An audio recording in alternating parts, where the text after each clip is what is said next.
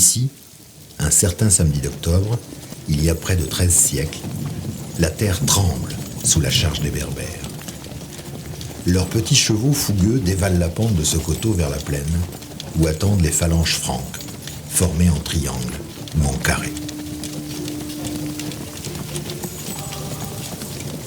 Sous ce ciel menaçant, le champ de bataille prisonnier du Clin et de la Vienne empêchera la fuite des Occidentaux si les hommes d'Abderrahman sont vainqueurs. Fermez les yeux, écoutez. Les chevaux jaillissent derrière vous, soulevant la terre et l'herbe.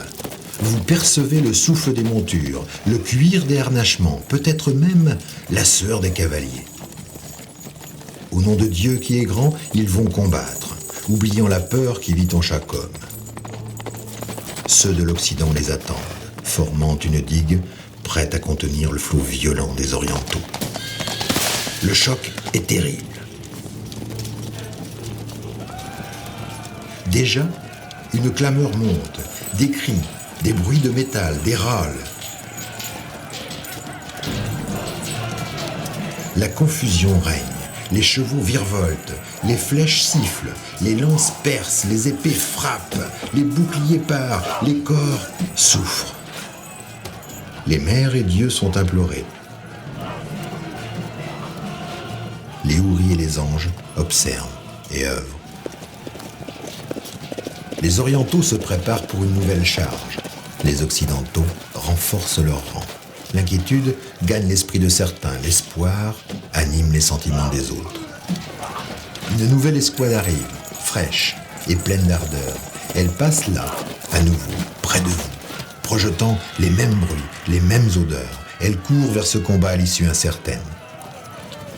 Y a-t-il des témoins pour assister comme vous aujourd'hui à ce choc des civilisations, au cœur de ce Poitou aquitain, qui n'avait encore jamais vu ni la moustache de Charles Martel, ni la barbe d'Abderrahman?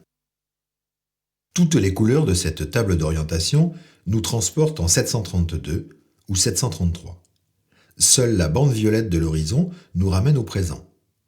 Inscrits dans le ciel, vous découvrez des noms évoquant toujours l'heure de la bataille.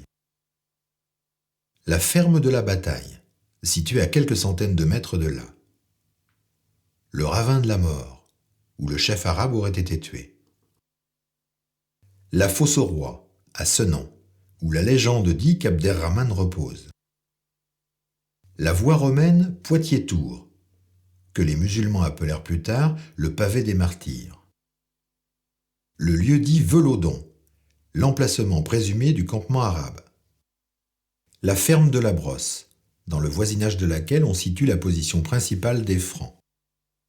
Quelle trace a pu laisser ici cette guerre éclair?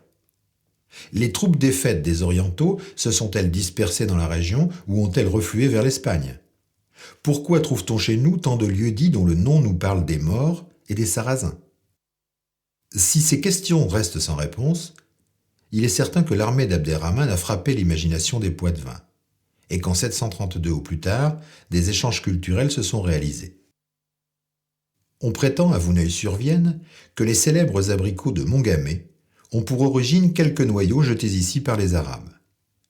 Jusqu'à notre chabichou, dont le nom et le secret de fabrication seraient un héritage de nos voisins d'Arabie et du Maghreb.